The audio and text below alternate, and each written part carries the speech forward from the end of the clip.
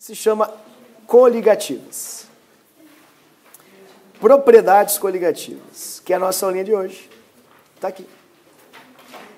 Queridos, não, isso aqui é eterno. Pulei. Ai, quedei a página. Ué. Ah, tá. Obrigado. Ah, é verdade. Tá aqui, ó. Essa ali que tem ali, ó. Tem o gelinho, tá vendo? Olha que linda ali a cristalização do gelo. Então, hoje a nossa aula 13, nossa aula de coliga, é uma matéria muito curta mesmo. Eu vou ser dinâmico porque ela cai muito pouco, tá, pessoal? Então eu não vou entrar em mérito, assim, ou em detalhes muito profundos, porque tu não vai ter muita questão de coligativas na prova, né? E como tu não tem muita questão de coligativas, a gente tem que pautar o nosso tempo de estudo de acordo com a ocorrência ou frequência das questões. Quantas questões caem na URGS sobre coligativas? Lá no início, eu vou repostar um dado que eu tinha postado na primeira aula, tá? Porque talvez, como muita gente entrou também, e pode ser que alguém se esqueça, mas na primeira aula eu postei gráficos de quantas questões caem por matéria. Tá lá bem no início, num dos primeiros tópicos do grupo. Eu vou repostar isso, tá? Vou botar ele lá para cima para vocês lembrarem, é interessante fazer essa avaliação. E propriedades coligativas é uma matéria que cai em uma questão só na URGS e ela é citada em biologia normalmente ou um pouquinho em física no Enem. Então não é uma questão muito, digamos assim, importante em termos de ocorrência. Tipo, vou estudar só coligativas. Vou ir bem? Não, infelizmente não, querido. Né? Mas pelo menos você vai entender muita coisa do teu dia a dia, vai ser legal, vai ter um monte de aplicação prática. Mas é só para uma questão pessoal, né? Não para um processo de seleção. Tá, mas então o que eu tenho que fazer? Bom, para a URGS e para o Enem, tem que ser só tem que ser feliz. Só preciso de um post-it teu. Porque a matéria inteira ela é resumida em um post-it, bem curtinho, fácil, né? E tu consegue fazer todas as questões só com ele. Agora, né? Se eu falei, vocês não acreditam em mim, vocês vão ver. Se alguém quiser fazer a CAF, tipo, acordei num dia inspirado, vou fazer a CAF. Eita! Então a gente vai ter problema. E UFSC também, se você gosta muito, né, de Santa Catarina, quer viver na praia e tal, quer fazer faculdade lá, pois então, tu vai ter esse ônus que é coligativas. Lá eles cobram a fundo propriedades coligativas. Em poucas palavras, para resumir, nos vestibulares sadios e normais, eles cobram a parte qualitativa, que é só a letrinha. Nos vestibulares mais complexos, eles cobram a parte quantitativa, que nunca é um bom presságio, né? Sempre que falar a palavra quantitativo, já te prepara, que vai doer, né? Literalmente, tá? Então, basicamente é isso. Vamos começar aqui com os efeitos coligativos. A matéria ela é muito fácil mesmo, a base dela é super simples. Ó, essa matéria é maravilhosa, adoro esse conteúdo, é bem legal. É que o professor é meio mongolão também, né? Então, minha opinião tem que ser sempre relevada. Propriedades coligativas. Fechou? Então, vamos lá. A primeira coisa que é muito legal de se perceber nessa questão é que o termo tem duas palavras, propriedades e coligativas. Propriedades condiz com o quê? O que é isso? O que são essas propriedades? Propriedades são propriedades físicas, tipo, né, coisas implícitas, práticas, físicas, tipo ponto de ebulição e fusão, osmose, a pressão de vapor, que é a evaporação, são propriedades físicas. E coligativas, que é a palavra que passa assim às vezes reta nesse conteúdo, ninguém dá bola e perde a essência do que a gente vai trabalhar. Alguém sabe o que é coligativa? Vou usar um exemplo horrível, mas que está super agora atual em virtude do nosso contexto político. O que é uma coligação partidária? Algo ruim, eu sei. Tá, mas vamos pensar na questão semântica. O que é uma coligação? União são mais ligações. É isso que a gente vai ver. Propriedades coligativas são propriedades que mudam em virtude das uniões extras, das ligações extras, do que tem a mais, né, dentro de uma solução. Então, em poucas palavras, assim, para tentar ser mais claro, são propriedades, mas não é um monte, não enche nenhuma mão, por isso que é maravilhoso. Ó, são só 4. propriedades físicas.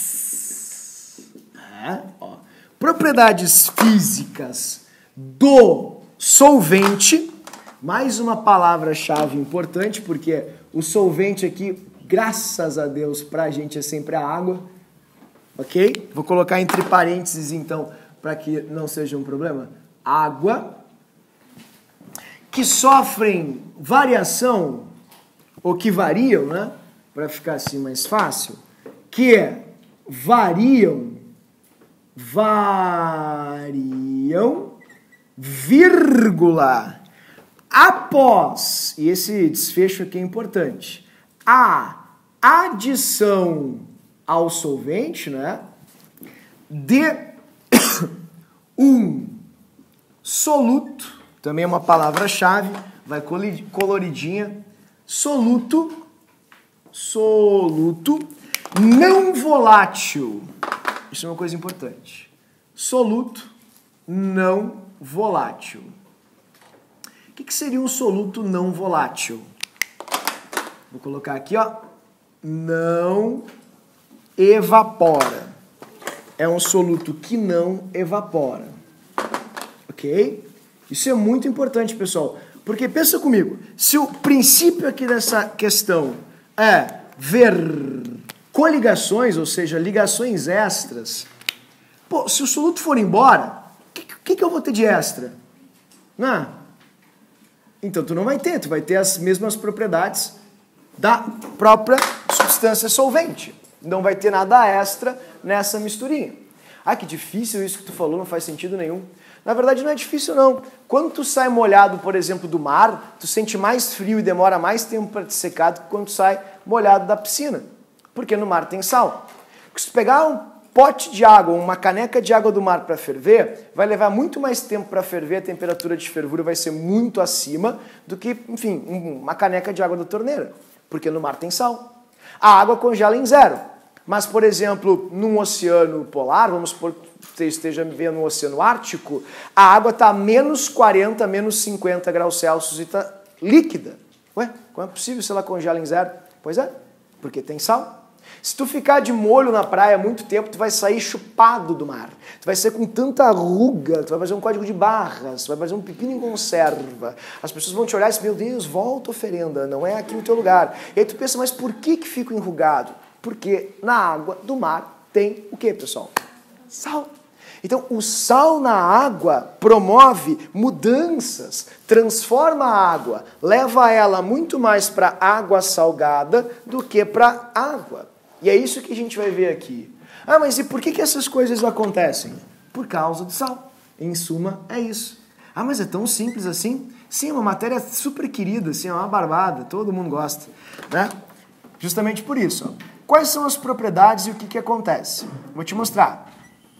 Vamos supor que a gente tem aqui um bekerzinho, né? Um bekerzinho, e aqui nesse beker eu tenho uma salmoura. A salmourinha, água e sal. Salmoura, queridos. O que acontece na salmoura? Ora, na salmoura a gente vai ter água, que é uma substância angulada, né? Tem uma molécula, angulada, é uma substância super polarizada. Então a gente vai ter na água muitos polos, a água é polarizada, a água gosta de diversidade, a água gosta de polos. Se ela vê polos, ela enlouquece, ela acaba atraindo com bastante intensidade polos opostos.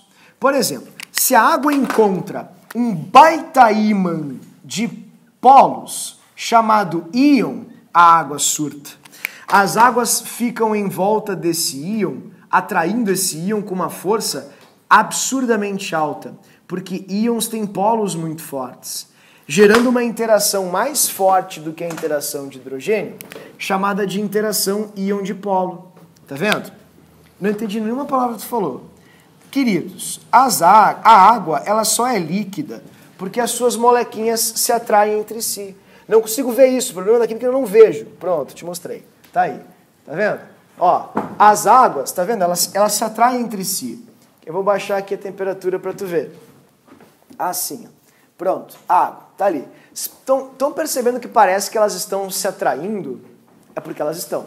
Tipo ímãs, né? Um ímã com polo sul, polo norte. Ele se atrai, polos diferentes se atraem. Então como é que é o nome dessa atração? É uma atração forte chamada de ligação de hidrogênio. Quando a gente coloca na água, pessoal, íons, os íons são mais fortes ainda do que as próprias moléculas de água. Então eles puxam com uma força absurda as moléculas de água para si. De poucas palavras e de um jeito um pouco mais lúdico, é como se os íons fossem grandíssimos ímãs de moléculas de água.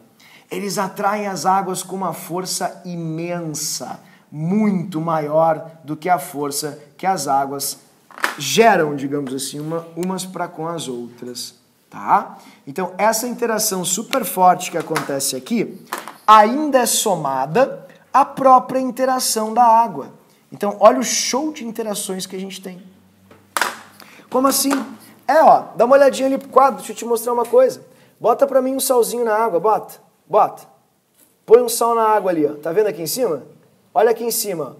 Ó, esse é o sal, todo bonitinho, simétrico. Olha o que acontece quando ele entra em contato com a água. Elas se atraem, tá vendo? É positivo por negativo. É isso que acontece. Tá vendo? Então, quando a gente coloca sal na água, além das ligações de hidrogênio que ocorrem entre as moléculas de água, vou colocar aqui para ti, ó, ligações de hidrogênio, que são as pontes de hidrogênio, a gente tem as interações do tipo íon dipolo, queridos, íon dipolo, que são interações super fortes. E são estas interações super fortes que acabam fazendo com que a água desvie da sua idealidade, ou seja, do seu comportamento padrão. Certo? Então, tudo que é ideal para a água, 0 a 1 atm, 100 a 1 atm, fica longe disso, porque o sal provoca essas mudanças. Então, quais são as mudanças que o sal provoca? Essas mudanças vão ganhar um nome. A gente chama esse nome de efeitos. E o símbolo é esse E assim. Efeitos. Efeitos das ligações extras. Ui, muito nome, muita palavra, tá muito prolixo. Tá. Efeitos coligativos. Pode ser? Tá, melhorou. 2 palavrinhas, um termo. Gostei. Fechou. Então é isso que vai acontecer. Os efeitos coligativos. Como eu falei para vocês, é muito importante que a gente tenha só um post-it para essa matéria com os efeitos coligativos bem organizadinhos. E olha que fácil que é a regrinha. É a regrinha do teco. Oi? É teco. Como assim teco? É o teco. Vou escrever para ti. É só isso que tu precisa. Teco para URGS e para o Enem. Repito, URGS e Enem. Teco. Abaixa, aumenta. Abaixa, aumenta. Não pode ser. Mas juro. É só tu chegar na prova e escrever isso. Ó. Teco, abaixa, aumenta. Abaixa, aumenta. Porque, pessoal, quando a gente tem os efeitos, tipo as mudanças das propriedades da água, como elas variam, como essas propriedades mudam, é o que as provas vão perguntar para vocês. Eles vão querer o seguinte: como é que varia a temperatura de ebulição? Varia desse jeito como o professor está te mostrando. Como é que varia o vapor? O vapor varia assim, ó. Tonometria ou tonoscopia, tanto faz. São os nomes para o abaixamento da evaporação da água. Só que evaporação da água é um termo muito coloquial, muito usual. Então a gente chama de pressão de vapor. Pressão de vapor é a propriedade física que mede a evaporação. Pressão de vapor. Assim. Então, tonometria é o nome dado ao abaixamento da pressão de vapor. Pode ser tonometria ou tonoscopia, tanto faz. Ebuliometria ou ebulioscopia, tanto faz, é o nome dado ao aumento da temperatura de ebulição. aumento da temperatura de ebulição. Ah, mas é só isso mesmo? Sim, só isso. Ebulição. Ok? Crioscopia ou criometria, por favor, cuidem essa, tem um monte de palavra que confunde aqui.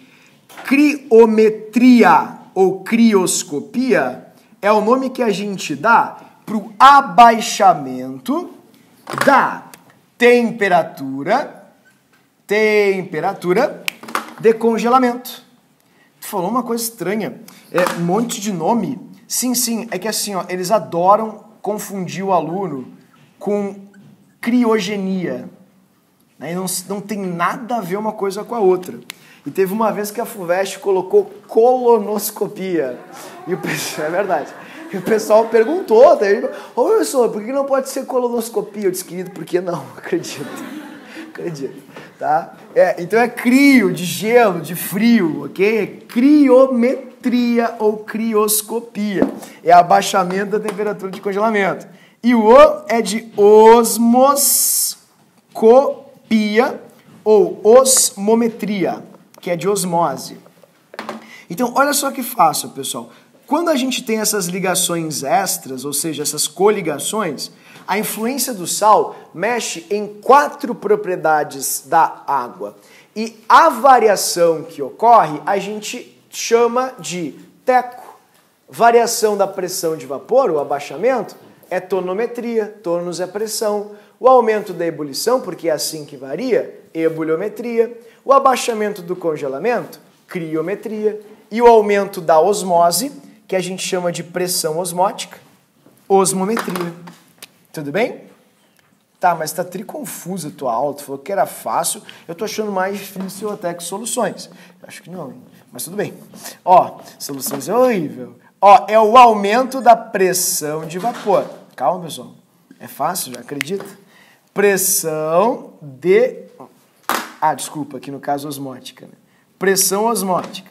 Então, é que não está fazendo sentido a construção da frase, né, que tu está aí montando. Esse esquema não está muito claro, não. Seja mais claro. Bom, vou fazer... É que eu não terminei ainda. Eu vou fazer aqui um pequeno adendo. Quem é que sofre tudo isso? Quem é? Quem é o protagonista das propriedades coligativas? Eu acho que é o sal. Não, é a água. Porque a água é o nosso solvente universal. Então, quem sofre tudo isso é sempre a água, ó.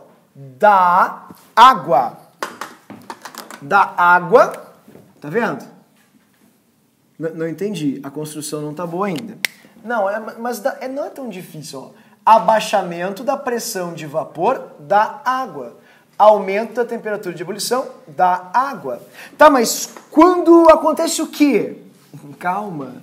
Ó, quando há a adição de um soluto não volátil.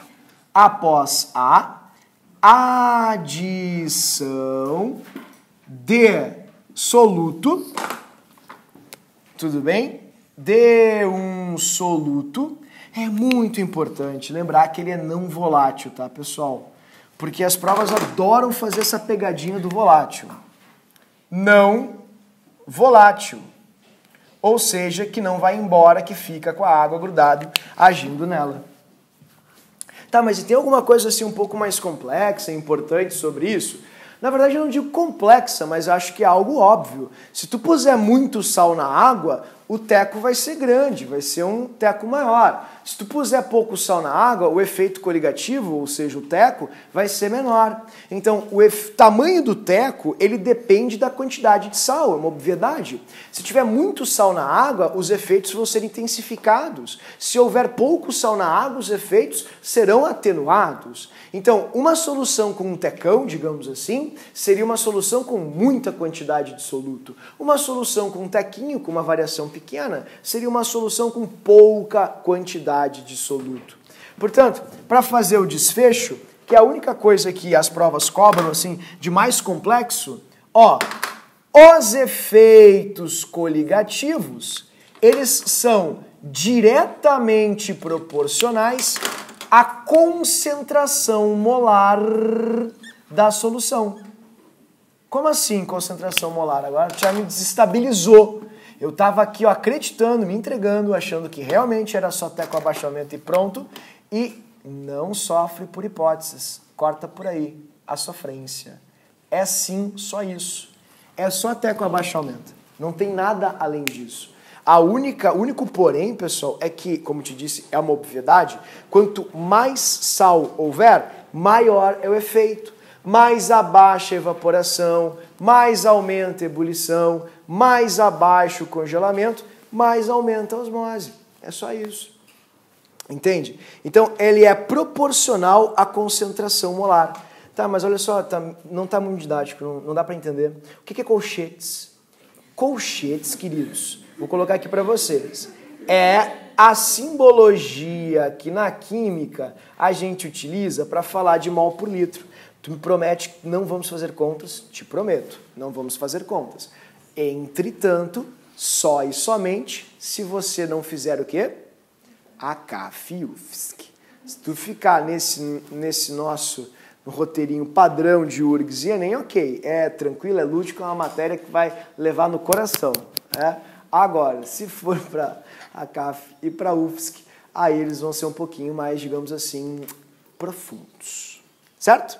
Pessoal, conseguimos fazer entender? Vocês entenderam até com abaixamento e abaixamento? Isso fez sentido para ti?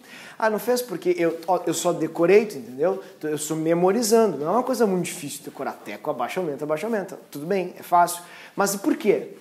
Aí vem a segunda parte desse nosso momento. Por que funciona assim? Vou mostrar para vocês. A explicação que eu vou dar, ela é sempre a mesma, ok? Não é porque o professor não é criativo ou tem um conhecimento muito ralo, muito rasteiro. Não, é porque realmente é a mesma coisa. É sempre por causa das interações extras. Só que é evidente, é legal que nós, que nós façamos essa releitura, que a gente puxe essa propriedade e veja toda aquela rede de conceitos que estão atrelados a ela, ou a elas no caso. Então eu vou começar aqui parte a parte, vou começar com a pressão de vapor, que eu julgo ser a mais chata, né? Que é uma propriedade que nós trabalhamos muito lá nas primeiras aulas do nosso curso. Lá nas aulas de sistemas materiais, de propriedades físicas de compostos químicos, né? Ou substâncias químicas, para ser mais correto. E a gente vai ter que retomar um pouquinho ela agora. Certo? Então, eu vou falar um pouquinho para vocês, pessoal, sobre a pressão de vapor, que é a propriedade mais chata que tem aqui, e também qual é a relação dela com a temperatura de ebulição. Então, comecemos fazendo alguns apontamentos. Vou começar aqui contigo. Pressão de vapor e temperatura de ebulição. Pressão de vapor e temperatura de ebulição. Qual é a implicação que uma tem sobre a outra? Quais são as relações? Como eu posso me atrapalhar nisso? Olha, o que pode cair sobre isso é até mais físico do que químico, efetivamente. Tá? Mas é muito previsível, isso é uma coisa legal. Temperatura de ebulição. Tá aí, que página tá? Ah, eu acho que deve ser logo na primeira ali. É na 37 e já vai para 38. Ok? Então, se vocês quiserem acompanhar ali, fico feliz. Também a gente pode ver aqui com o simulador, que é algo importante. O que é pressão de vapor para ti? Dá uma olhadinha aqui. O que é a pressão de vapor? Para mim é, sei lá, não sei, difícil. Não, é fácil. Ó. A pressão de vapor é isso que tu está vendo aqui em cima, tá vendo? Isso é a pressão de vapor. Não entendi. Olha só, se por exemplo eu levantar essa tampa aqui, ó, vocês viram... Deixa eu dar uma resfriadinha ali. Vocês viram que a pressão caiu drasticamente? Por que a pressão caiu drasticamente? Porque não tem molécula batendo na tampa, né? E a tampa é o meu manômetro. O que é um manômetro? É um equipamento que mede pressão. Assim. Tudo bem? Tá, e aí, como é que funciona isso? Muito fácil. Pressão baixíssima e tal, né? Porque as moléculas não estão batendo, ele está voltando, o ponteiro está voltando, aí estabilizou. Zero. Só tem pressão de vapor quando o líquido evapora, né? Ou quando a substância evapora. Por isso que o nome é pressão de vapor. é a pressão dos vapores do líquido. Vocês viram que, ó, mesmo a menos 119, tu viu que algumas moléculas de água se desprendem? É porque elas evaporam. E é óbvio que essa evaporação ela vai aumentando conforme a agitação das moléculas aumenta. Ó, eu já estou a 30. Tu viu que elas estão mais agitadinhas? Tu vai começar a perceber com calma que elas vão começar a se desprender mais do que estavam se desprendendo anteriormente. Então, é esse desprendimento que gera a pressão de vapor, entende? Quando a gente pega um sistema assim, ó, por exemplo, vou esquentar. Ó, começou a bater, bateu. Quando a molécula bate aqui nessa tampa, ela bate, ela faz uma força sobre uma área. E força sobre área é a pressão. Tá, mas e qual foi a, digamos assim, qual foi o viés dessa pressão? Por intermédio de quê? Do vapor. Foi o vapor que fez essa pressão, porque ele bateu, ele fez pressão. Tá, então isso é pressão de vapor, é a pressão dos vapores? Sim, pressão de vapor é a pressão dos vapores. Tá, mas cadê a grande novidade sobre isso? A grande novidade sobre isso é que cada líquido tem a sua própria pressão de vapor. Se tu pegasse, por exemplo, o oxigênio e fizesse a mesma medição na mesma temperatura, né, vocês perceberiam que a pressão de vapor seria outra. Não seria igual. Se tu, por exemplo, vou fazer um exemplo super clássico aqui, quando vocês vão olhando ali o simulador. O exemplo mais popular de prova, água e álcool. Quer ver, ó? Eles te dão um becker com água, assim. Eles desenham normalmente isso como vocês têm no livro. Fechadinha, é um sistema isolado, fechado, dessa forma, ok? Assim. E uma porção de líquido, assim. Vamos supor que a temperatura seja a temperatura de hoje. E hoje nós estamos a, vamos supor, 20 graus Celsius. Ok? Bom, o que acontece? Não tá 20, não? Tá bom? Não, tá bom. Então tá, deixa eu botar. Eu vou deixar 20, tá? Vamos supor, a temperatura ideal seria mais agradável se estivesse a 20. O que acontece? As molequinhas de água, como vocês viram aqui no simulador, elas estão agitadas. Então, algumas se desprendem do líquido e vão aqui para cima nessa área que é a área do vapor. O vapor ele começa a aumentar, aumentar, aumentar, até que a gente tenha o equilíbrio.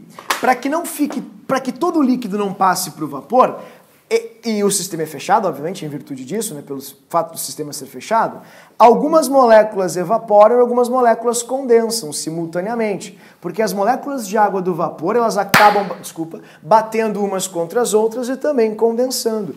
Então, isso é um processo que ocorre em equilíbrio. Ocorre um equilíbrio químico aqui, ó, ou físico, na verdade, né? A quantidade de moléculas que vai evaporando é igual à quantidade de moléculas que vai condensando, mantendo sempre a mesma quantidade de vapor naquela temperatura. Isso é para água, ok? Então prestem atenção, queridos, na quantidade de pontinhos que tem no líquido água a 20 graus Celsius. Agora, pensemos no seguinte, pensemos no líquido álcool. Álcool tem cheiro forte, pessoal? É isso aí, pessoal. Álcool tem cheiro muito forte. Por que o álcool tem cheiro muito forte? Porque ele é muito volátil. Porque ele evapora muito mais que a água. Ou seja, nessa mesma temperatura aqui de 20 graus Celsius, eu sentiria um cheiro muito forte de álcool. Sabe por quê? Ora, mesmo volume de álcool, mesma quantidade de álcool. Eu sentiria um cheiro muito forte de álcool. Por quê? Porque o álcool evapora muito mais do que a água. Tá, mas e por que ele evapora muito mais do que a água? Obviamente é por causa das interações moleculares das moléculas de álcool. O álcool tem interações mais fracas do que as interações existentes entre as moléculas de água. Então, observem a diferença do vapor ali. O álcool evapora muito mais. E se o álcool evapora muito mais, na química a gente diz que o álcool é mais volátil. Ok, isso é hors concours, é algo que é senso comum, todo mundo sabe disso. Mas onde entra a matéria que tu tá dando? A matéria que eu tô dando entra agora.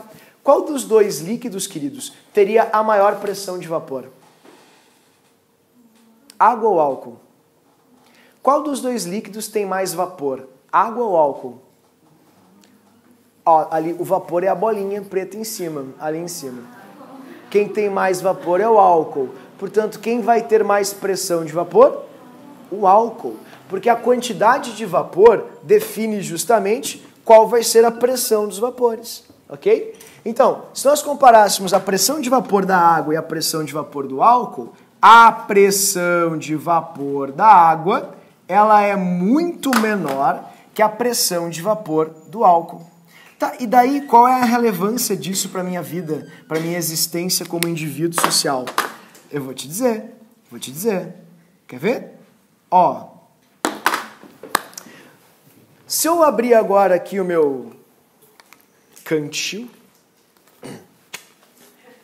desculpa a idade, e a pressão também, ajuda o vácuo, dificulta.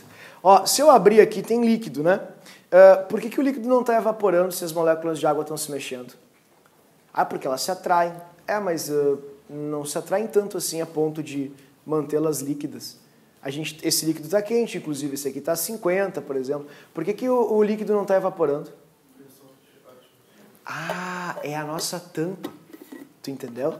A gente tem uma tampa invisível que o colega acabou de dizer, Guilherme, né? Que o Guilherme acabou de dizer. Quer saber o tipo sanguíneo também? Eu sei. Né? Sou um professor muito atento. Então, essa tampa invisível da qual o Guilherme comentou agora, é a pressão atmosférica. E isso é muito importante, queridos. Por quê? Porque assim, ó, a pressão atmosférica é o que mantém os vapores de um líquido em equilíbrio, digamos assim, e mantém um líquido efetivamente numa temperatura abaixo do seu ponto de ebulição, líquido. Tá, e daí, qual a implicação disso? A implicação disso, pessoal, é a parte de gráficos, as curvas de pressão de vapor, que é onde normalmente todo mundo tem mais trauma. Eu tenho certeza que vocês lembram disso. Quer ver, ó? O que mantém esse vapor de água aqui, assim, bonitinho, com uma pressão X, não é a tampa, porque se ele estiver aberto, eu não vou ter uma tampa. Então, tecnicamente, a água deveria ir embora. O que os mantém juntos é a pressão feita pelos gases da atmosfera, chamada de pressão atmosférica. Que eu vou colocar aqui, ó, pressão atmosférica.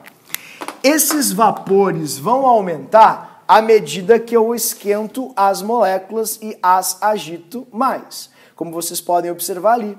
Conforme eu vou esquentando mais essas moléculas, elas se agitam mais e começam a bater mais na tampa, gerando maior pressão de vapor.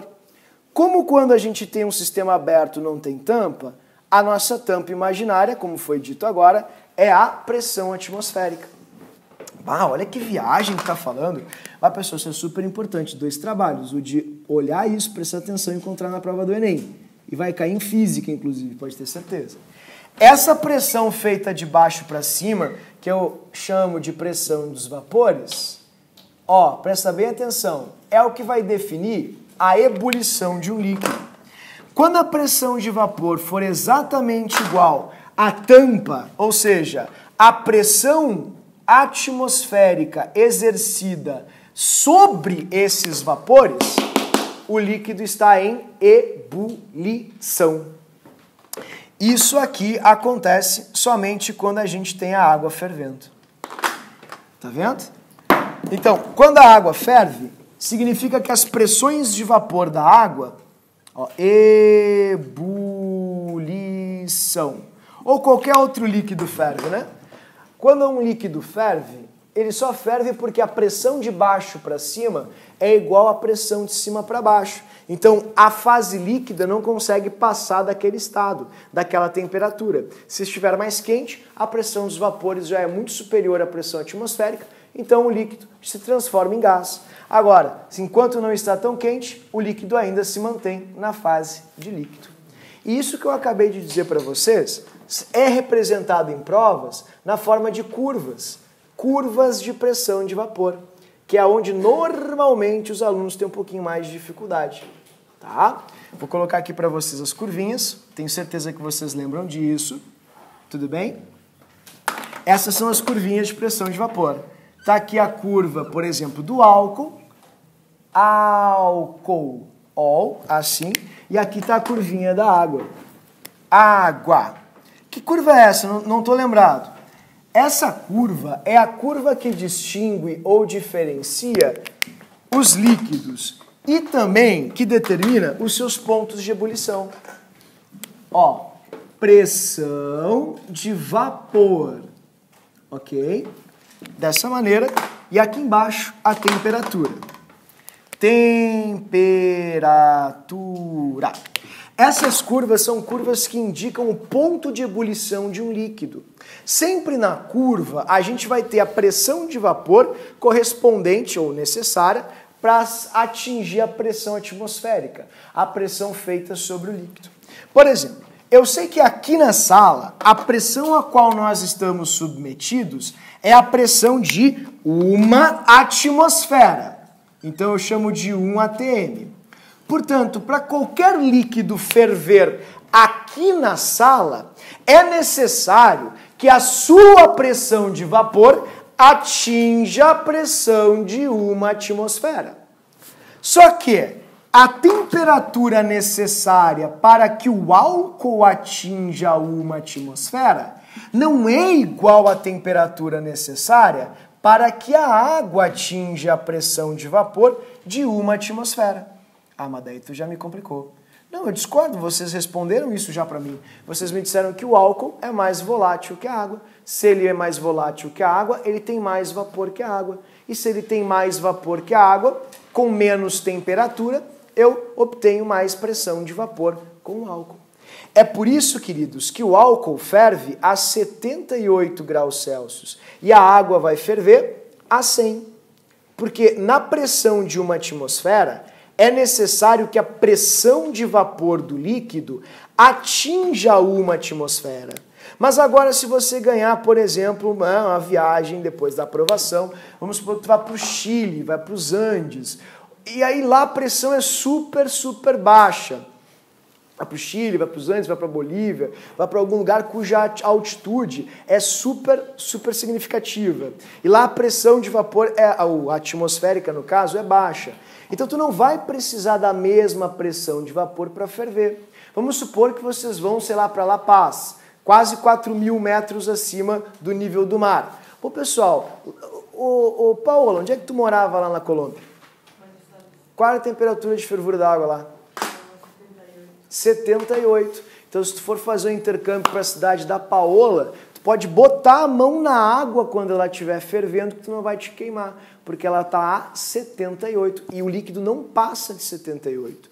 Por quê? Porque a pressão atmosférica da cidade dela é muito baixa, ou seja, essa tampa aqui, tá vendo, não está fazendo tanta força, tanta pressão sobre os vapores do líquido. Então, em poucas palavras, para otimizar o meu discurso, pessoal, porque isso vai ser muito cobrado nessa bateria, que é um resgate de química fundamental, essa curva, ela separa dois estados físicos para os líquidos. Antes dela, nós temos o estado líquido, depois dela, estado de vapor. Antes dela é líquido, depois dela é vapor. E ela indica o ponto de ebulição de um líquido numa determinada pressão. Estou, sei lá, como falei para vocês, em Santiago, né? Tá, é um pouco mais alto que aqui, então vamos supor que a pressão atmosférica lá em Santiago, no Chile, seja de 0,9 atmosferas. Ó, tu vai precisar de uma temperatura mais baixa para ferver os líquidos, porque a pressão de vapor não precisa ser tão alta. E como o professor acabou de mostrar, a pressão de vapor dos líquidos depende apenas da temperatura. Só e somente da temperatura. Tudo bem? Não entendi isso, ficou muito difícil. Eu discordo. Dá uma olhadinha aqui para ti, pro professor. Dá uma olhadinha aqui, por gentileza. Ó, se eu baixar aqui a temperatura, tá vendo? A pressão está diminuindo. Tá enxergando lá? Qual é a única variável aqui? Qual é a única variável de influência na pressão? A temperatura. A pressão de vapor de um líquido depende somente da temperatura. E é por isso que a temperatura de ebulição depende exclusivamente da pressão de vapor. Tá, mas e onde estão as propriedades coligativas aí? Bom, estão justamente implícitas nisso, queridos. Quando a gente coloca sal na água, a pressão de vapor da água diminui. Por quê? Ora, Porque o sal puxa as moléculas de água para si e evita que as moléculas de água evaporem.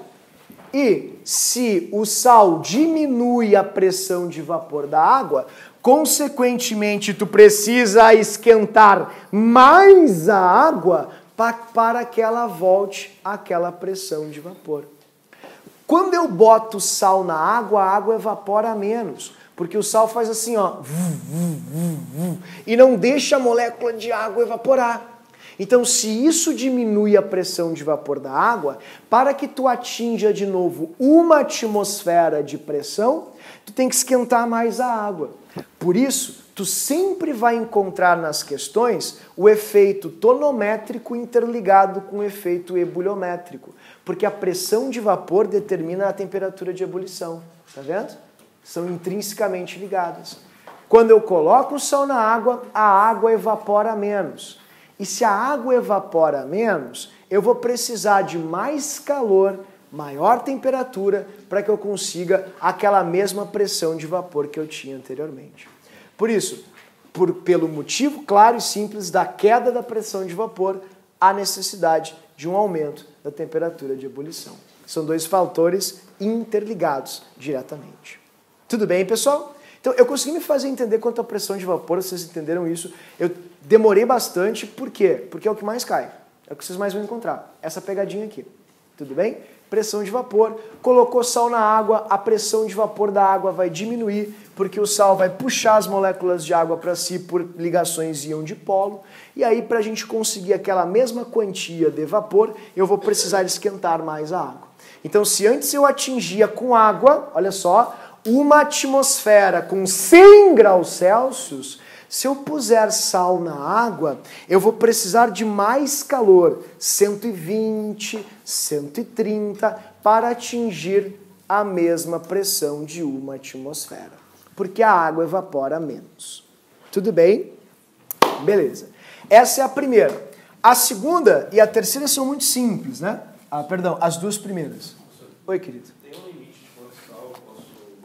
Coeficiente de solubilidade. Esse é o limite. Cada substância tem o seu limite, a sua saturação em água. Então, tu só pode colocar até a saturação. Passou disso, não tem mais como dissolver nada na água. Então, por exemplo, sal, 36 gramas para 100 ml. Passou disso, não tem mais dissolução de sal. Agora, o açúcar, pode colocar 220 gramas de açúcar para 100 ml de água. Então, o açúcar gera, digamos assim, muito mais efeito coligativo na água do que o sal, tecnicamente. Em termos de quantidade, né? Em termos de, como posso dizer, vazão de quantidade. Agora, se tu analisar em quantidades iguais, tem um pequeno detalhezinho que eu vou mostrar agora no final, que é um interferente importante. O sal se dissocia, o açúcar não. Tá? Vou mostrar isso para ti agora. Mas para responder a tua pergunta, coeficiente de solubilidade. É o máximo que tu pode pôr de sal na água. Oi, querida.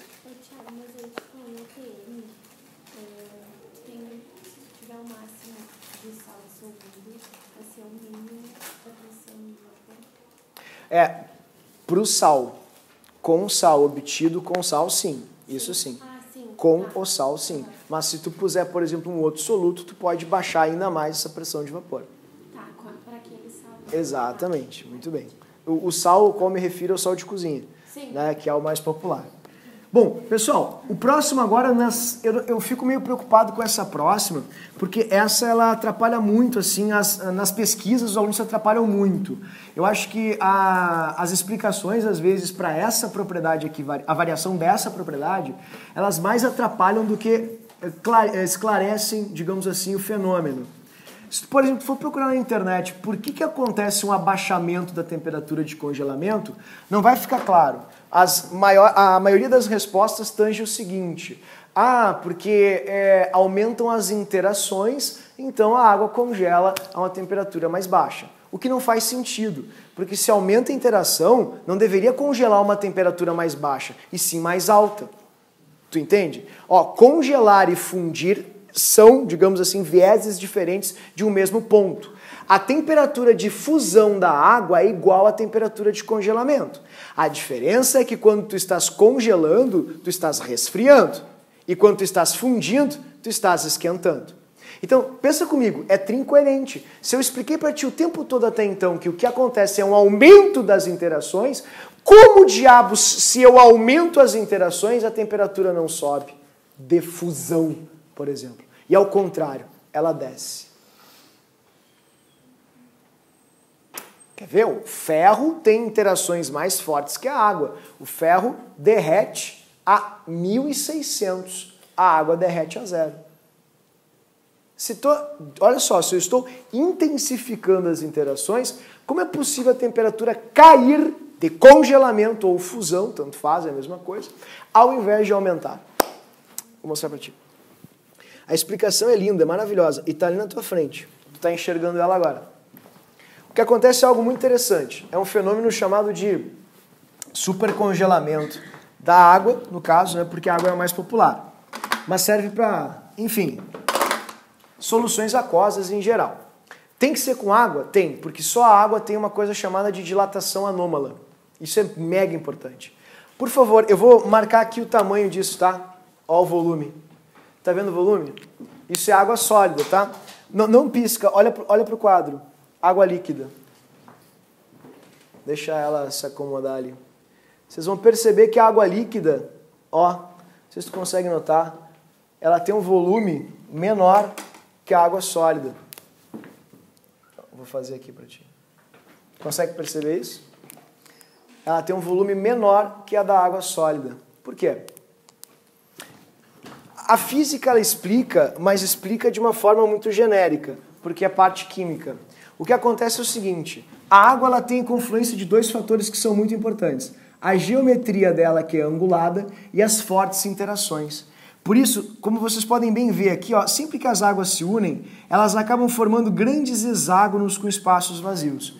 Isso cai muito na prova da URGS em particular. É uma das questões mais previsíveis em se tratando de URGS.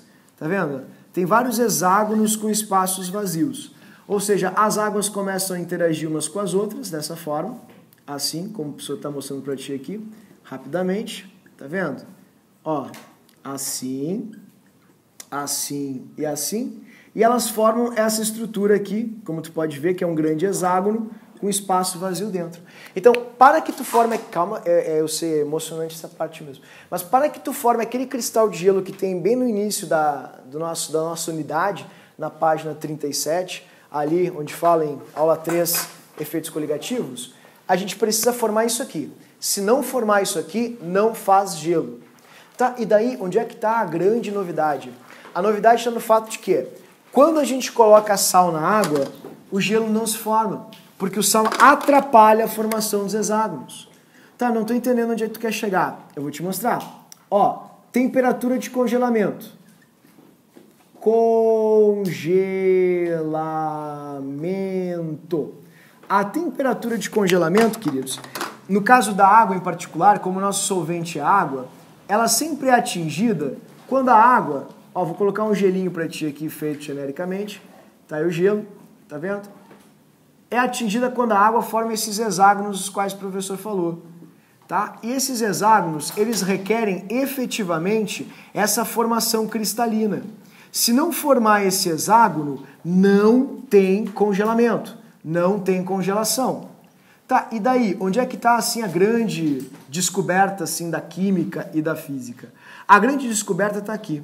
Quando tu coloca sal na água, o sal não deixa isso acontecer. O sal impede a formação desses cristais. Tá, e daí, e qual é a grande dificuldade? Bom, a grande dificuldade está no seguinte aspecto. Como o sal impede a formação desses cristais, esses hexágonos com espaços vazios dentro, assim, ok? Pronto, dessa forma, tu vai ter necessidade de aumentar a força de atração entre as cargas, ou seja, entre as partículas, para que eles se formem. E aumentar a força de atração condiz com abaixar a temperatura para que a agitação seja menor e desta forma, com uma agitação menor, a gente ter um distanciamento menor entre as partículas e uma maior força de atração. Ah, que difícil tu falou. Pessoal, claro que não. FK Q1 Q2 sobre D ao quadrado, pessoal. Distância e força são propriedades inversamente proporcionais. Então, se eu preciso formar esse hexágono e o sal não está deixando as águas formarem o hexágono, elas precisam se aproximar umas das outras para que o hexágono seja formado. E essa aproximação só vai se dar mediante um abaixamento maior de temperatura. Porque se abaixar mais a temperatura, a gente vai conseguir, né, que essas águas se agitem menos, portanto se aproximem mais e elas façam isso, ó, fechem o cristal. Ao fechar o cristal, às vezes, alguns íons de sódio ficam presos aqui dentro, íons cloreto ficam presos aqui dentro, e tu tem gelo que chamamos de água salgada, onde o retículo cristalino no cristal aprisiona uma série de eletrólitos que estão dentro da água, não é, ou da solução. Então, é por isso que há necessidade de um abaixamento maior da temperatura para que os cristais se formem. E é por isso que, repito, essa questão já caiu 4 vezes na URGS. Quando alguém vai pegar alguma bebida na geladeira e tu faz um movimento muito rápido ou um movimento atabalhoado, o que acontece? Tu empurra as partículas e elas conseguem se conectar. Então, quando elas se conectam, elas começam a formar os cristais de gelo, que é o que a gente chama de fenômeno do supercongelamento ou da supercongelação. Tudo bem? Então, por que a temperatura de congelamento ela diminui? Porque ao diminuir, as moléculas acabam se aproximando e elas conseguem formar os cristais de gelo. Naquela temperatura em que a água congelava normalmente, a gente não tem uma aproximação mais, digamos assim, significativa a ponto de formar o gelo, porque o sal atrapalha. Então, em pouquíssimas palavras, por que a água salgada não congela em zero? Porque o sal atrapalha. Por que em Nova York, na Times Square, o pessoal sai jogando sal na rua? Simpatia. Não, é porque quando ele joga o sal, né, no gelo, o sal entra nos cristais de gelo e faz assim, ó, separa. E aí a água fica líquida e flui e escoa para os ralos, evitando aquele monte de gelo formado que atrapalha a logística e o tráfego. Tudo bem, pessoal? Então, essa é a explicação para o congelamento. Uma coisa que é interessante de salientar aqui no congelamento é o diagrama de fases. Isso aqui, ó. Deixa eu mostrar aqui para ti. Diagrama de fases. Tá? Vocês vão encontrar muitas questões sobre isso, que é um conhecimento que a gente já trabalhou lá no livro 1, mas aqui eles acabam trazendo bastante também à tona em várias questões. E é legal que vocês consigam ver onde no diagrama de fases está o fenômeno ou efeito ebulioscópico, o efeito tonométrico ou tonoscópico e o efeito criométrico ou crioscópico. Então, tá tudo marcadinho aqui para vocês. O efeito, vou começar com o tonoscópico. O efeito tonoscópico tá aqui, ó. Faz assim comigo. É o abaixamento da pressão de vapor. Tá, mas e onde está o abaixamento da pressão de vapor? Eu vou te mostrar. Ó, essa aqui era a pressão de vapor da água, tá vendo ali, ó? Deixa eu trocar a cor para ficar mais fácil de ver. Ó, essa aqui é a pressão de vapor da água na temperatura de 100 graus Celsius.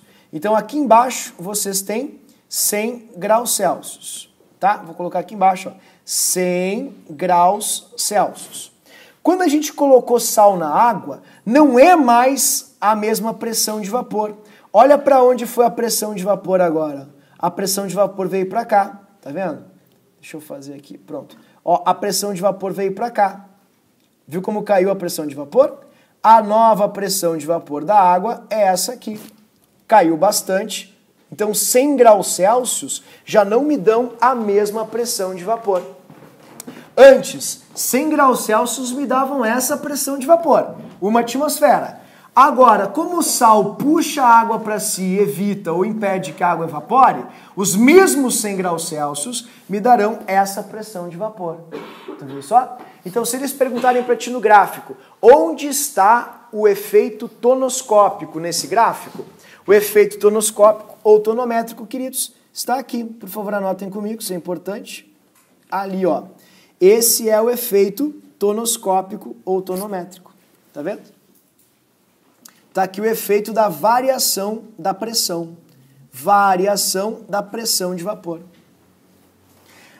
Eu vou depois fazer para vocês ali a relação da CAF e da UFSC, que eu vou explicar que existe uma variação absoluta e uma variação relativa, que lá eles vão cobrar isso. Mas na URGS, como eu falei para vocês, isso não existe. Eles só perguntam, olhe no gráfico e mostre no gráfico o efeito do abaixamento da pressão de vapor. Tá aqui, ó. Esse é o efeito. Antes, com 100 graus Celsius, estava uma atmosfera, agora com os mesmos 100 graus Celsius, eu tenho uma temperatura, ou uma pressão, desculpa, abaixo de uma atmosfera. Onde está o efeito tonométrico? O ebuliométrico. O ebuliométrico já está marcadinho aqui, tá vendo? Aqui embaixo eu deixei ele marcadinho para ti. Esse é o efeito ebuliométrico, ó. Antes, a água fervia a uma atmosfera com 100 graus Celsius. Agora a água ferve, ou a solução ferve, a uma atmosfera acima de 100 graus Celsius. Por quê? Porque como caiu a pressão de vapor, é necessário mais temperatura para que a pressão de vapor volte a uma atmosfera. Então, o aumento da temperatura de ebulição, tu enxerga aqui, tá vendo? Antes era aqui que se ebulia, agora é aqui que se ebule. Então, aumentou a temperatura de ebulição. E onde dá para ver, pessoal, a diminuição do ponto de congelamento, a gente vê aqui embaixo, tá vendo? Aqui está a diminuição do ponto de congelamento. Antes o ponto de congelamento era esse, agora o ponto de congelamento é esse aqui. Certo? Caiu o ponto de congelamento. Só uma última observação antes de a gente passar para o final da aulinha de hoje. Pessoal, como é que a gente chama esse ponto aqui? Ponto triplo, tá? Isso é bem importante. Sempre que tu coloca alguma coisa, uma dica, na água, o ponto triplo dela diminui. Sempre. Em virtude desses efeitos que a gente acabou de ver. Então é como se a tacinha fosse para baixo, esse é o nosso gráfico tacinha, né? Sólido, líquido, gás. Então é como se fosse para baixo aqui o bojo da tacinha, o ponto triplo sempre vai diminuir. Tudo bem? Então tá. Então, para a gente fechar a aula de hoje, eu vou só falar para vocês sobre a osmose, como funciona, que é algo muito simples, né? E aí eu deixo para o início da aula que vem, para a gente não atrapalhar, para eu não atrapalhar as agendas de vocês, a questão mais algébrica e tal, e os fatores de Van 't Hoff. Bom, para a gente encerrar, pessoal, eu queria mostrar para vocês, então, osmose. O que é a osmose? A osmose é uma espécie de transporte passivo, porque não tem gasto de ATP. É diferente, por exemplo, de uma fagocitose, pinocitose, diferente, por exemplo, de uma bomba de sódio e potássio, onde há necessidade do trifosfato de adenosina para mexer nas membranas e nas proteínas para que elas se movimentem e gere vazão pelos canais vazados da membrana celular. Em poucas palavras, a osmose não precisa disso. A osmose é um fenômeno espontâneo de tráfego de água, só água. O que os biólogos não sabem explicar é por que isso acontece. E daí entra a química para mostrar por que isso acontece. É muito fácil. Olha só. Aqui vocês têm íons, tudo bem? Esses íons, eles têm grandes cargas positivas e negativas. E estas cargas são cargas muito poderosas, como essas que eu vou mostrar aqui para vocês. E como a gente já conversou antes, é como se esses íons fossem grandes ímãs de água. Então, esses íons, eles puxam tanto, mas tanto as moléculas de água que são polares para cá, que eles exercem uma força tamanha capaz de fazer com que a água passe pelos canais vazados das membranas celulares. Então, a água consegue passar de um lado para outro com bastante facilidade, em virtude da força de atração. Ele faz assim, ó, e a aguinha passou pela membrana, vem para esse lado para interagir com os íons. Qual é o momento onde a osmose cessa? Porque se eu for para o mar, eu não começo a ser consumido, perder água e sumo em meio à água. Por que existe um ponto de equilíbrio? O ponto de equilíbrio está no exato momento em que o efeito ou força gerado pelo íon é amenizado. Esse efeito ou força é amenizado quando esse íon é rodeado por muitas moléculas de água. E dessa forma, a interação com essas muitas moléculas de água diminui a força de atração do íon para com outras moléculas de água. Por quê? É como se ele ficasse dividindo a sua força de atração, entende? porque F fica Q é um Q2 sobre D ao quadrado. Na fórmula, se nós relacionarmos a carga com a força, a gente vai perceber que vai ter uma relação inversamente proporcional conforme ela for crescendo. Então, em pouquíssimas palavras, quando o íon fica muito rodeado de moléculas de água, ele começa a se diluir, ele começa a se espalhar. E quando ele começa a se espalhar, a sua força de atração vai decrescendo. E ele não consegue mais puxar águas para o seu lado. Tá, mas isso eu já sei. Isso a gente já aprendeu na biologia. Que osmose é a passagem de água do meio menos concentrado para o meio mais concentrado. Beleza. Mas a minha pergunta é, tu vai ser médico e tu vai aplicar um soro num paciente. Tu pode colocar uma salmoura intravenosa no paciente? Primeiro, ele vai começar a definhar e vai fritar o cérebro e vai virar um vegetal. É uma coisa agradável? Não. Certamente tu vai acabar perdendo o teu CRM, inclusive vai ser, né, indiciado por homicídio. Por quê? Porque as células sanguíneas, elas têm uma concentração de eletrólitos.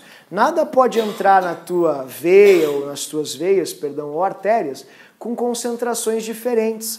Porque se as concentrações forem diferentes, sempre a hemácia, ou ela vai perder água, ou ela vai ganhar água. E isso acontece desse jeito.